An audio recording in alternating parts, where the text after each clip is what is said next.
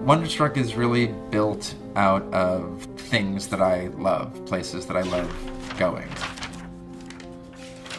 When I was thinking about setting this book in New York, I thought, well, what if I have the kid run away to the Museum of Natural History? Like, what would happen there? The Industrial Revolution was booming, and populations were coming here to New York. The city needed an institution to teach about the relationship of humans to the natural world. The American Museum of Natural History was an attempt to make the best, most innovative scientific museum, but they saw these ways of educating the public as tied to revealing secrets of the natural world. One can only imagine how exciting this place was when it first opened its doors. And the amazing thing is, there we are in the Museum of Natural History.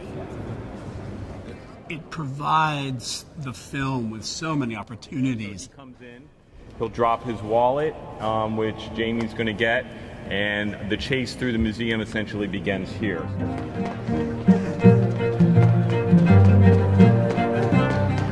The breadth of them is really what's, I think, magnificent about this location.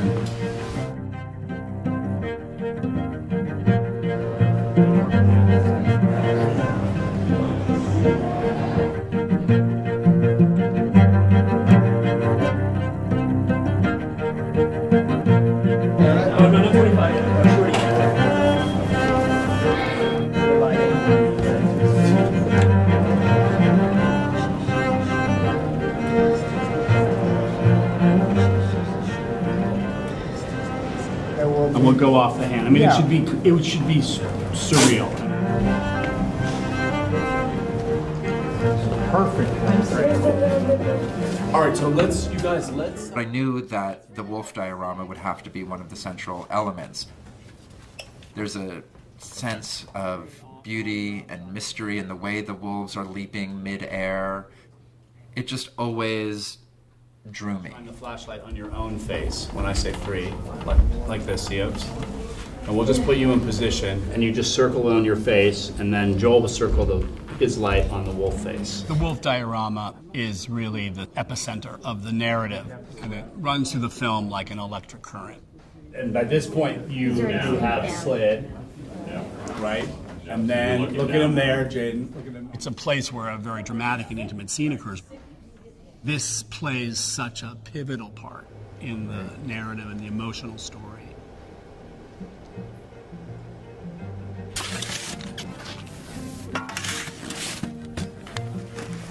We had opportunity and need to cover the diorama in many different ways for the film. And probably one of the most exciting is how to create the wolf element in the dreams.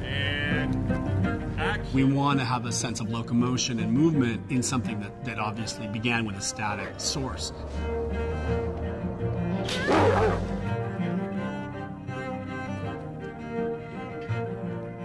What's really cool about this is that because we're working within intense limitations of something through glass that's static, and you're using the camera to move it around, I think the result is scarier and creepier and more interesting.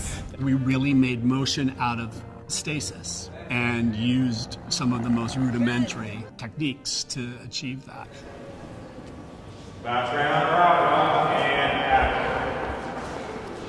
The Museum of Natural History inspired so much of the language within the film itself. Cut. It was an amazing privilege. All right, let's add more light to the lion. Another one bounced here. The themes of the diorama and the practice of the Natural History Museum are things whose meaning gains personal relevance and depth as the film intricately and carefully unfolds.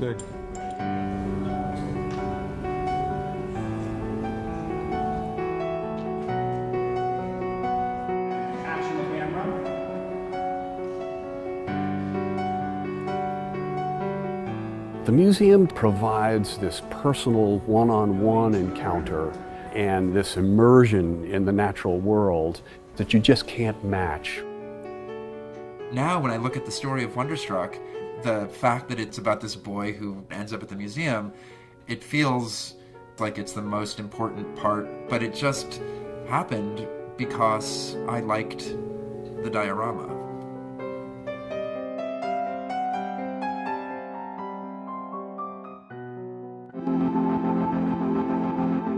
Subscribe to my channel.